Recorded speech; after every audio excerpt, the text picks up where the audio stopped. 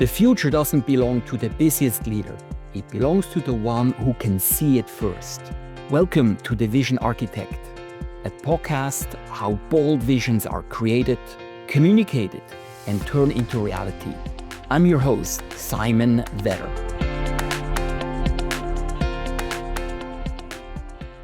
I'm excited about today's guest, Trent Hein. He is a three-time founder of tech companies. Also, he is and co-author of the Unix and Linux system Handbook that is used worldwide as a reference book. And he has received a Lifetime Achievement Award from the Unix Association. So Trent is a very reputable and well-recognized voice when it comes to cybersecurity and information technology engineering. I am happy to welcome you, Trent. Welcome to the show. Thanks, Simon. I'm happy to be here. We'll talk about vision. We'll talk about how to prepare and how to set direction in a very fast-paced, ever-changing technological environment. How do we bring people along? How do we distinguish between staying agile and stable at the same time? And of course, we'll talk about AI and how this impacts the world and how do we respond to it. Let's talk about vision. So in a technological environment, how do we set the direction without always adapting and changing and rewriting it? How do you balance between setting a clear direction where we're going and not always kind of shifting and kind of looking for the shiny objects? Yeah, that's a really great question. And I think the most important thing, at least in our business, is to always understand what our higher purpose is. Like what does it mean to do the right thing? And, where are we headed long term? We can spend a lot of time on a given project or a given topic debating various technical nits. But I always try to encourage folks to pull up to, what's the goal here? What does the business need, or what does the organization actually need? And how does that make the world a better place? This is an interesting thing to say as a cybersecurity practitioner, is like, well, cybersecurity, how does that make the world a better place? Well, we should always be able to articulate that. And I always challenge clients that I work with and team members that I work with to ask that question. Why are we doing this? How does this make the world a better place? And if we can answer that question, then the technical nits, in a lot of cases, just don't matter as much, right? Because it gives us that guiding light. What is that for your current company, Rule 4? So I'll tell you a little bit about Rule 4. So we were founded in 2018, and we incorporated as a public benefit corporation, which is a special type of corporate structure that allows us to have multiple purposes as a corporation. It's not just about doing business and making money, but we have a public benefit goal. And our public benefit goal is specifically focused on how do we apply technology in a way that improves the world. And, that could have a variety of meanings depending on the exact context. Maybe it makes it easier for folks to access healthcare, or maybe it makes it easier for folks to go skiing and use a pass product securely, and so they get to recreate without having to worry about the security of their credit card or some other financial instrument, or maybe it's even about life sciences, like developing technologies and treatments that help people live a healthier, longer life in a way that continues to protect their privacy. One of the things that stand out on the website is the values. And I love your first value, life first. Can you write that? And how did you come up with this value to really make sure that people enjoy life as much as they enjoy work? Yeah, this is a great question. Well, this is not my first rodeo, as you mentioned, and one of the things that I've had the opportunity to do is work in much much larger corporations, and for folks who, um, let's just say, their mission was all about money, right? How did they make money? How do they make more money? Help their buddies make money? And if that is your goal, oftentimes that leads to cutting some corners around quality of life, right? Having people work 80-hour weeks or have people work, a 20-hour shift because there's some type of security incident or IT incident that has to be fixed, or not letting people take vacation.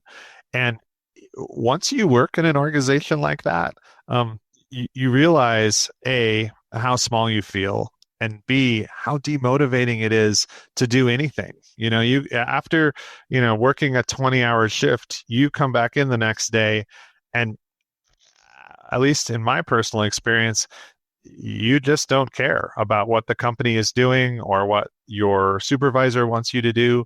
You're like, hey, I just put in all this time, and you guys go do whatever you want. I'm not going to be told what to do going forward. And that's terrible. It's terrible for culture. It's terrible for team cohesion. And so after having lived a few of those experiences, when we founded Rule 4, one of the things we said is that this is not that. We're building a family. We're building a family that cares about what we do and cares about cares about each other. And we're going to support each other when those life events come up, whether it's, hey, I need a root canal and I've got to leave this afternoon suddenly, or maybe I have a sick parent or a sick kid, or I just need a mental health day. I just need to get away from a keyboard for a while and get refreshed and rejuvenated. All of those things are important life decisions, and we have to support each other in that, and it has to come first. That's absolutely the only way to build that feeling of, hey, I matter here, my work matters, but most importantly, I as a person matter to the company and to my other teammates. What's the impact of that value, and how does that show up in terms of the cohesion, in terms of performance, in terms of the culture? Yeah, that is a great question. We recently had a couple of folks that had gone off to do other things, right? And life happens. People leave for a variety of reasons, right? Like, my brother's moving to the West Coast, and I've always wanted to hang out with him, so I moved there with him, or whatever, right? I need to move back east to take care of a sick parent. But we've had a couple people come back after being gone for a while.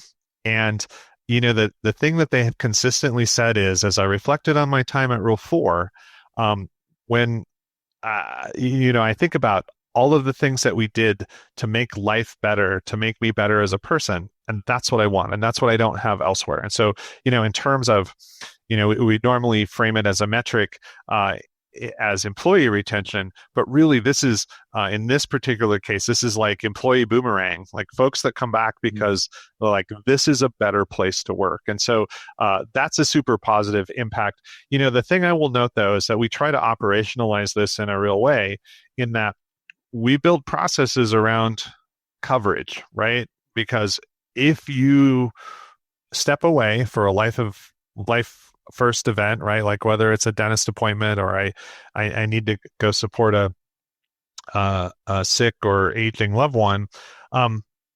You don't want that guilty conscience of, hey, I'm stepping away from work that needed to be done for another teammate or for a client. And so we build in coverage processes where we're always documenting, hey, what did I do today? What am I going to do next? And what do I need to know, so that if someone has to step in my place tomorrow, that data is already there, and the person who is stepping away can step away with a clear conscience. Nice. I like this concept of the boomerang, that people come back, and again, it keeps people loyal to the company. It's a way to retain good talent, and when people are well balanced in their life, they show up differently at work, and it creates a different environment. Absolutely.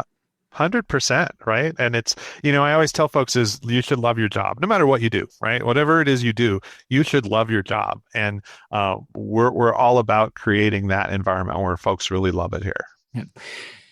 You work in a space of cybersecurity and technology, and there's a lot of innovation. There's a lot of new technological advancement. From your experience, how do you set the vision, the strategy, the direction for the organization, knowing there's a lot of different elements and impacts?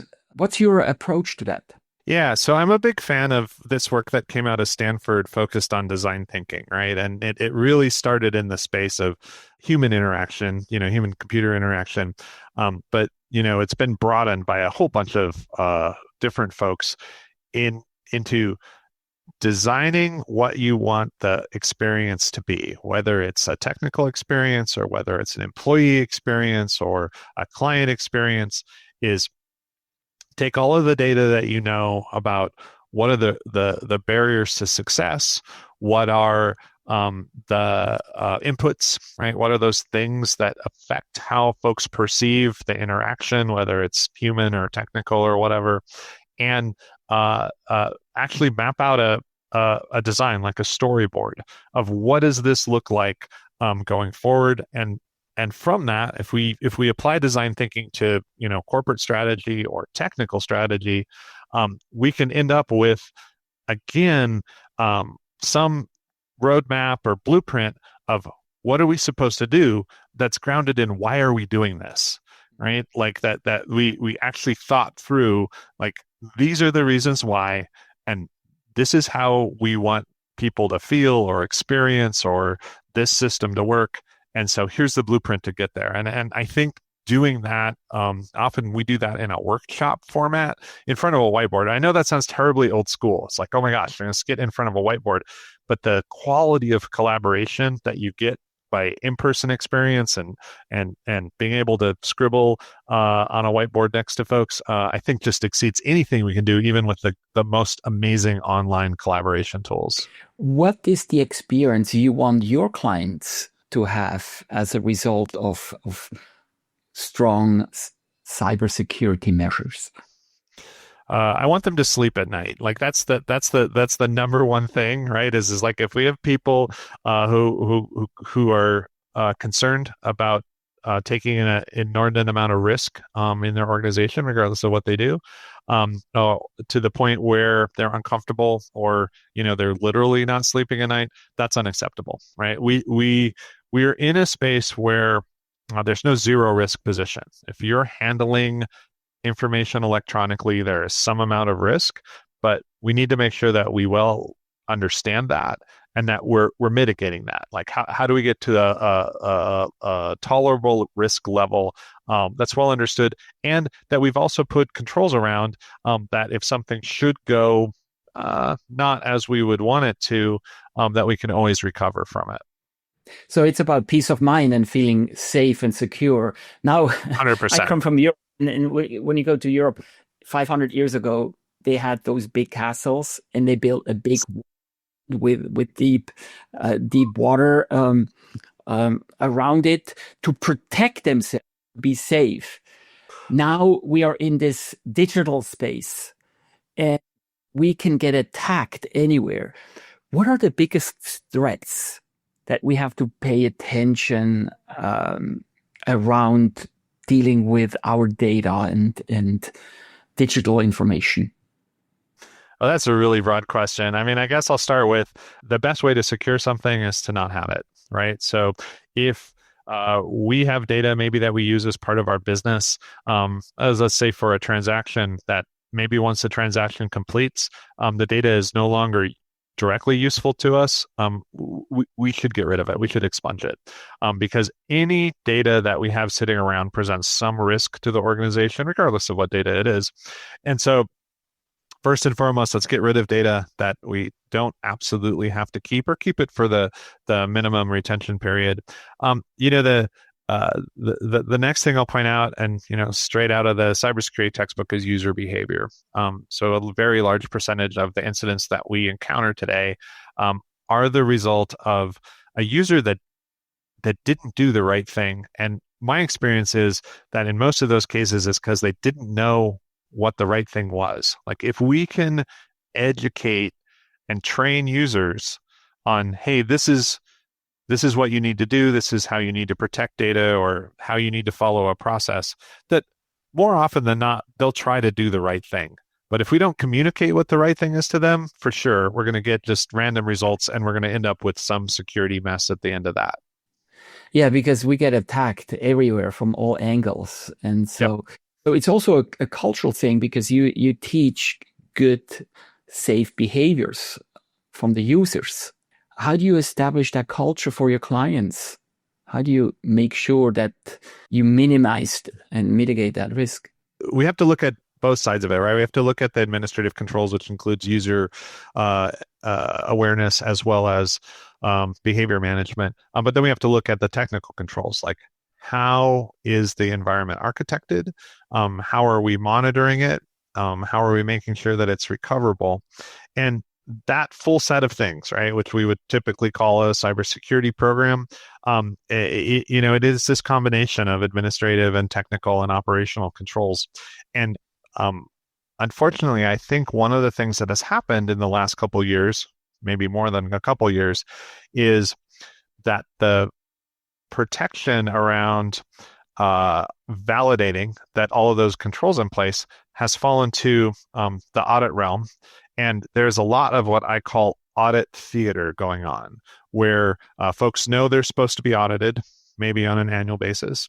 And they have a whole team that manages that audit, and the team gets very, very good at showing the auditor what the auditor wants to see and making them go away. And then the auditor produces a report that says, thumbs up, you guys are doing a great job. But the reality is, what that auditor should have been doing is really digging in and being that person that tells you, hey, I know you're about to go out on the town tonight and you've got spinach in your teeth.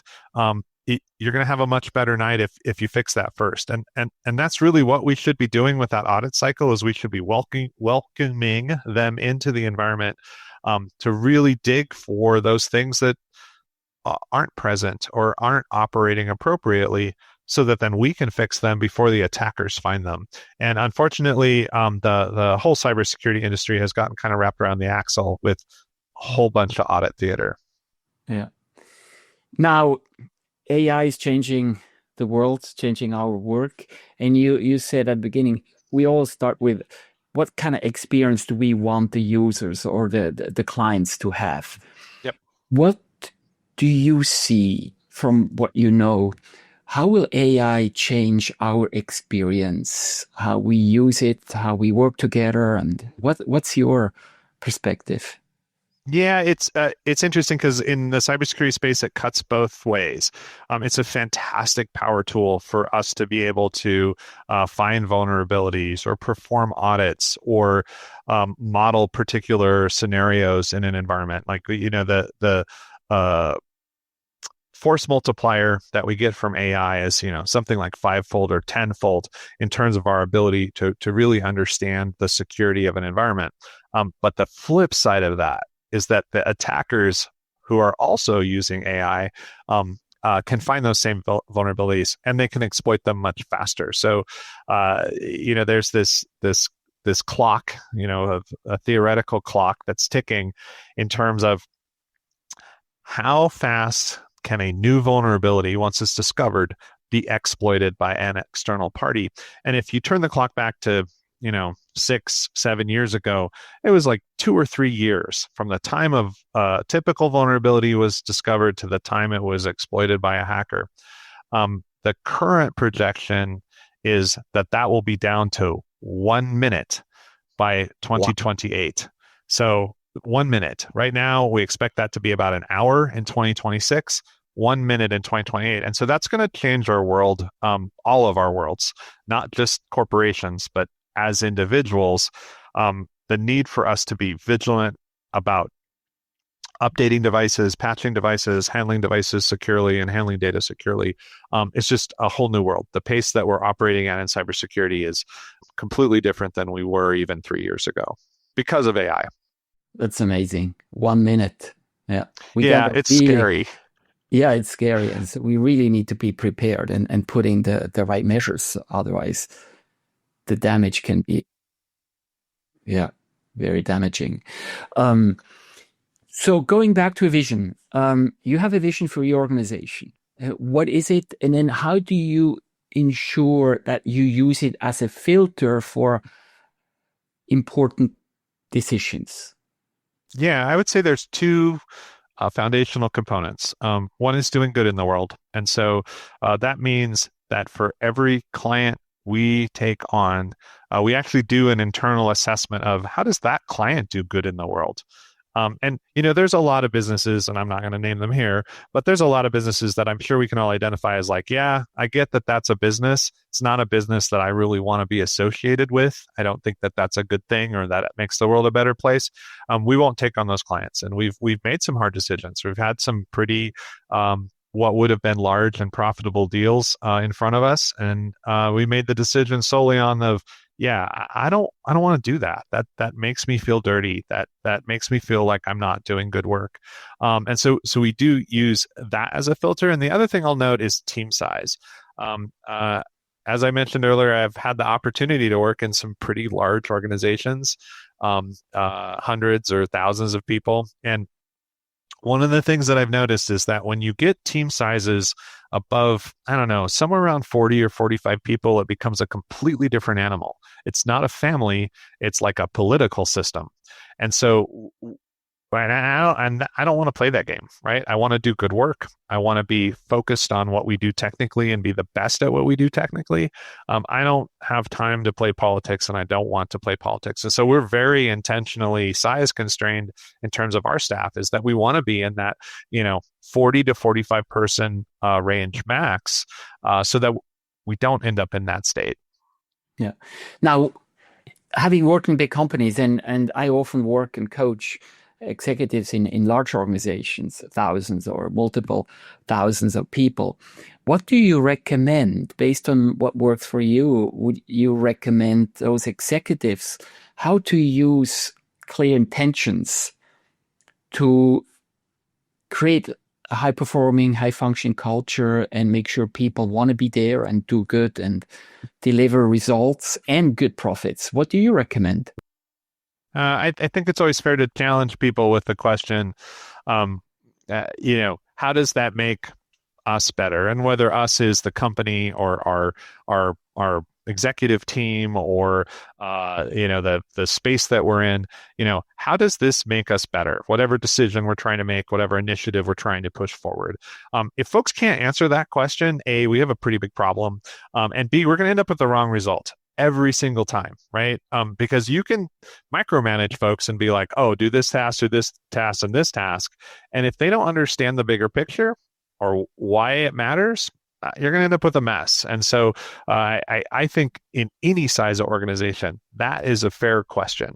Yeah. And then better is also a matter of interpretation, and it's good to have a discussion. What does better look like? What is it? What's the impact of better? And then who do we want to better? It's our own team, our own people. It's the client, it's the stakeholders, it's the environment. So I think that itself creates a lot of questions to determine what that ultimate purpose and direction is. 100%. Yep, I agree. From your experience, what has worked best to gain clarity around those questions? And what are some things that you found that they were made mistakes that you want to avoid? There's an exercise you can do, and I think this actually comes from the Google Ventures folks called Crazy Eights. And so often what I'll do with the team is you take just a regular piece of paper, 8.5 by 11 piece of paper, and you fold it so that you have eight rectangles as a result. And ask folks to spend a couple minutes filling out each of the 8 squares, rectangles, whatever they are, filling out each of the rectangles with an idea of what does this look like? Like, what does this look like in, as you said, when it's better or when it's good, depends on what you're actually trying to solve. And do that in a very time box format, right? So you've got 5 minutes to fill out these 8 squares, ready, set, go. And it forces people, A, to focus, and B, to think about the problem from more than just one side, right? In fact, it makes them think about it from 8 sides. And usually that forces this discussion of, oh, okay, there are other ways to look at this and understand what are the various impacts, or what are the various results we want to get. And so that crazy eights exercise, which you can do with any size of team in 5 minutes, always produces fantastic discussion. I like the question. What does better look like? Or what does good look like? Or what does success look like? And people create different ideas and perspectives. Once they create all those ideas, how do you facilitate the conversations to create the consensus? Yeah. So it depends on the size of the team and, of course, the personalities. But what I typically do is I ask people to present them, right? Tell me about the things that you put in your 8 boxes. And, you know, most folks, as they do that presentation, will start to tell a story, right? Why it matters to them or why they think box 3 is the most important one to think about. And to do that in a group setting, and again, I'm a big fan of trying to do it in person, really helps that cross-pollination of ideas across team members.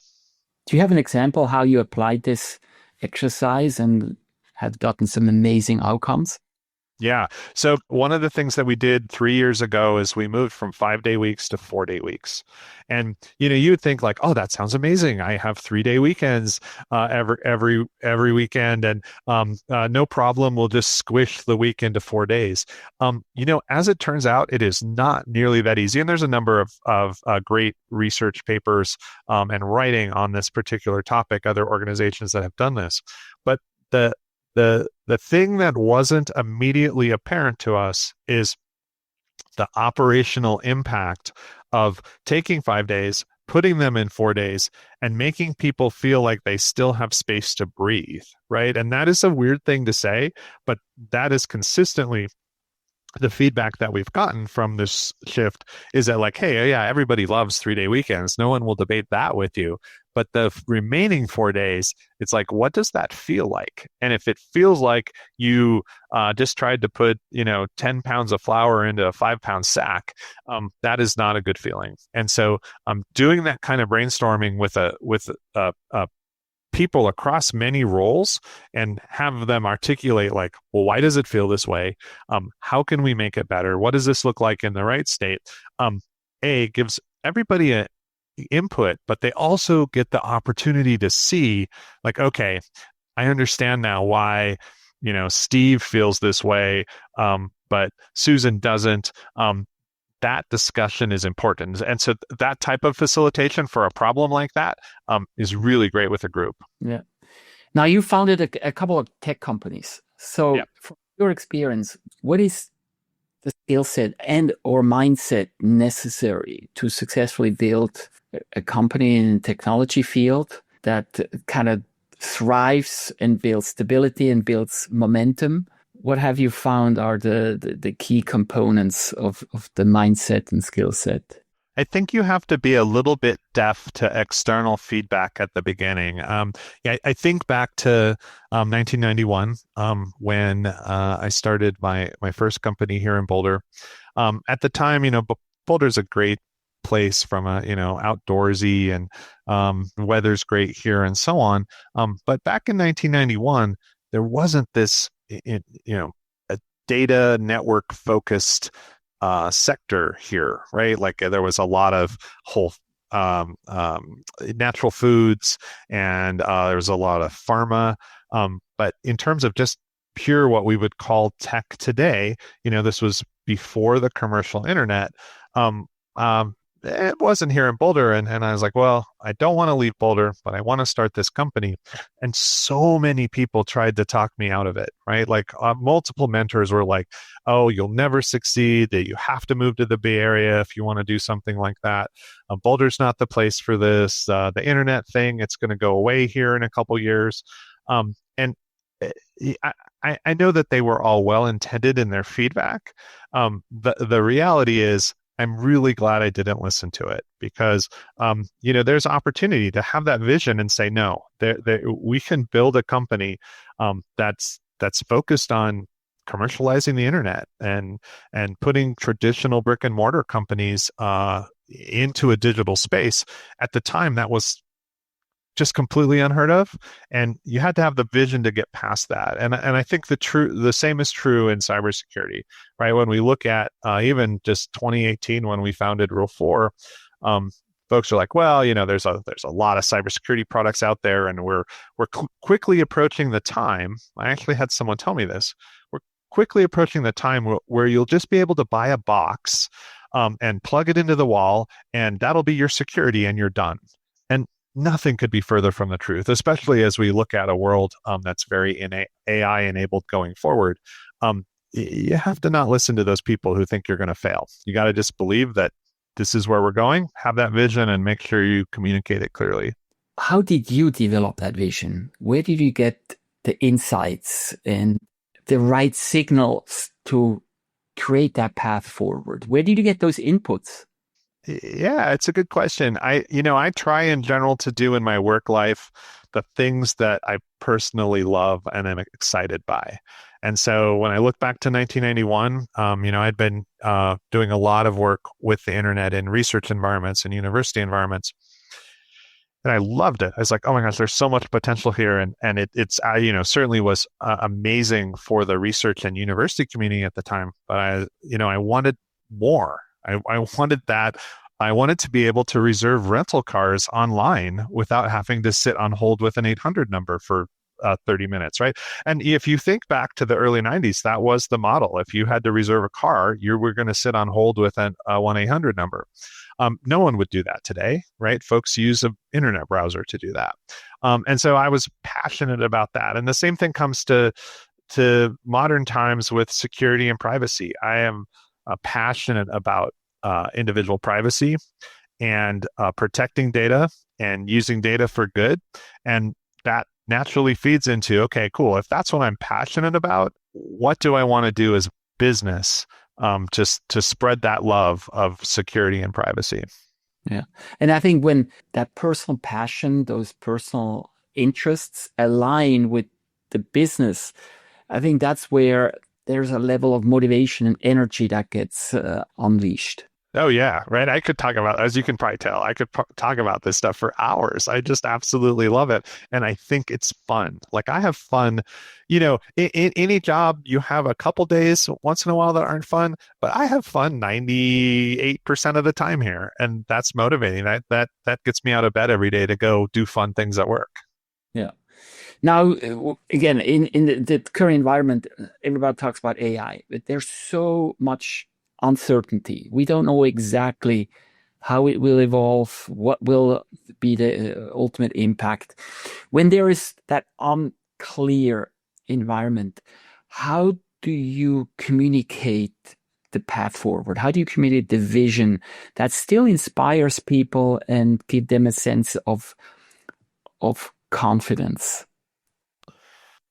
We always have to focus on, what do we know today, right? Here's the good aspects, and here's the maybe not as good aspects of a particular situation today, and then be willing to reevaluate that, on a weekly basis, on a daily basis, whenever information changes. We've in the cybersecurity space, I'm sure people have followed in the last couple of weeks, our friends at Anthropic have provided a lot of data about how AI might impact security or cybersecurity, or how it will impact cybersecurity here in the coming months and years.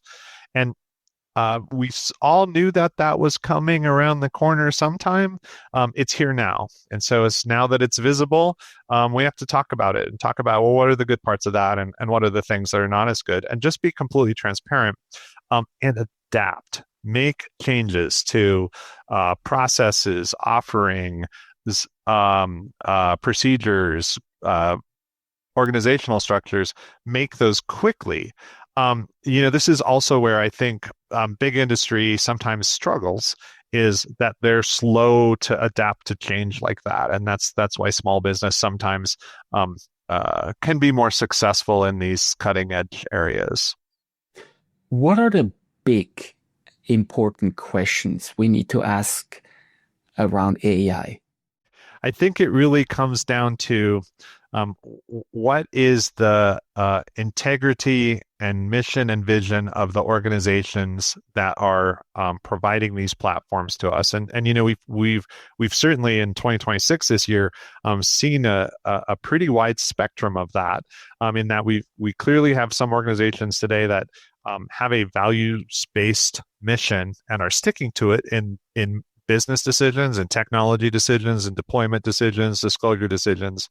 And then we have other players in the space that seem maybe a little more focused on the almighty dollar rather than a particular mission or value set. And it's interesting because we can take what we know from humans, right? It's like if you grab a particular human and get to know them, or have a beer with them, you can pretty quickly pick up on what makes this person tick. What are their values?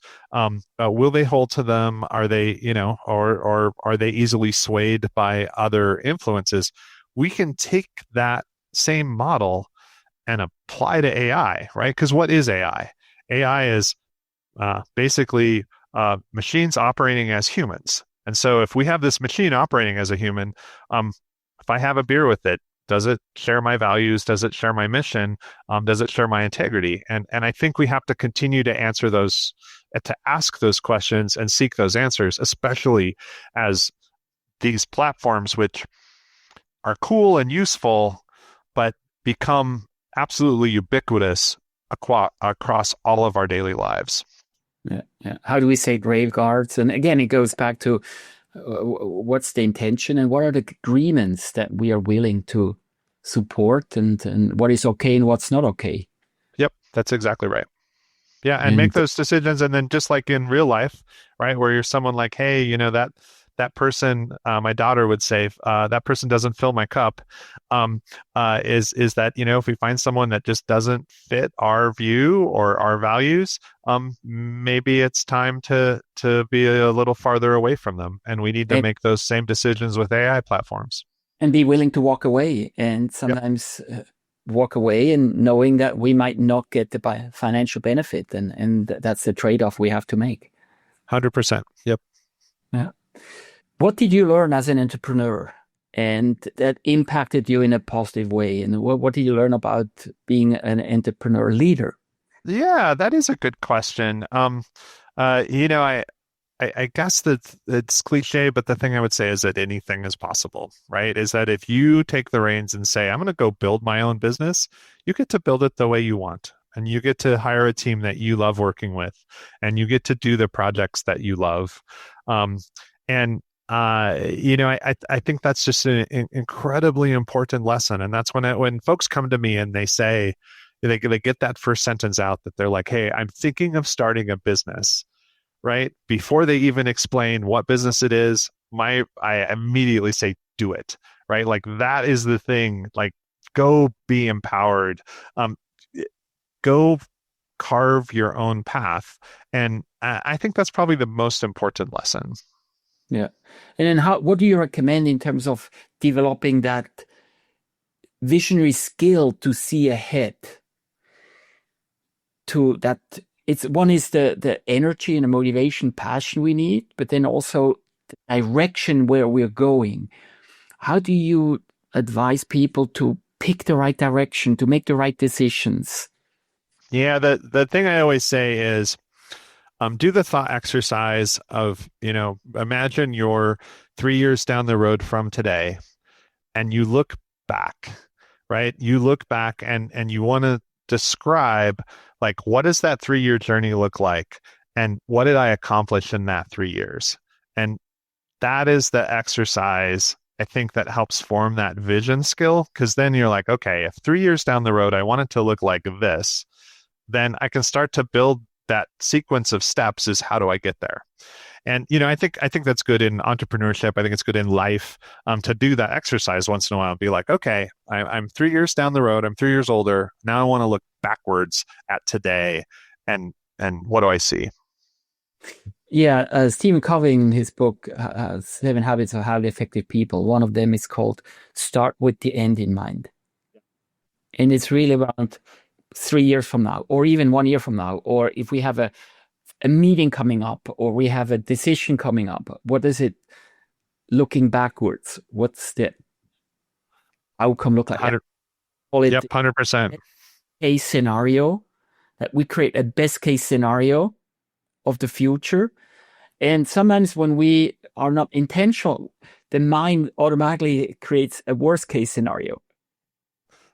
Yes, totally. Yep. And so it's like let's make that path that we want, and then all the other paths fall away. Yeah, exactly. Fantastic. Any tips or recommendations for the listeners from your experience around creating companies, creating a vision, creating a culture that you like to give to the listeners? The thing I think that's helped me, that I often share with folks, is you should always curate a good set of mentors, right? And whether it's mentors in your business life or your personal life, have that set of people that when you look at them, you admire a particular skill set or aspect of them, and get to know them and have them help you, right? Folks like to be asked for help, and if you have a good set of mentors, you can really get through anything, right? They'll be by your side in the good times and by your side in the not as good times. And I think it's just incredibly important to have that, and have that set of mentors that's outside of your current work environment, right? It's like, of course, we all have great relationships and friendships in our work environment, but having those folks with outside perspective, I think that's key to personal growth and to be able to take that next leap. Who was your most influential mentor in your career life?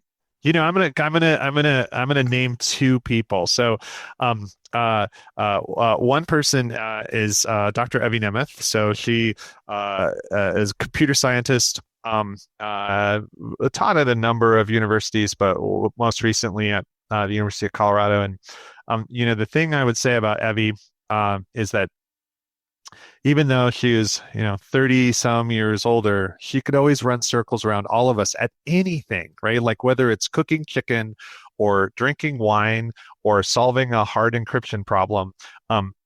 She really demonstrated that age doesn't matter, right? That no matter what challenge or problem you had in front of you, she absolutely would kick everybody's butt at doing it. And unfortunately, as Evie retired, she was living her dream, sailing around the world, and was lost in the Tasman Sea on a sailboat back in 2013 or so. So that tragic loss for Evie, but I know that she was living her dream. My other mentor that I'll name as actually, I think, Simon, how you and I connected, Albert Oriole. And, I've had the pleasure of working with Albert over a couple decades in a number of different environments. But Albert really taught me how to inspire others through education, and how to always communicate transparently. That he has a special way about him of, even in the most difficult situation, of being able to explain something in a way that is transparent and honest, and folks see it as, hey, you're helping me by explaining this particular problem or situation. He's just really inspiring individual to get to hang out with. What I like about Albert, and he introduced us, his calm, confident demeanor.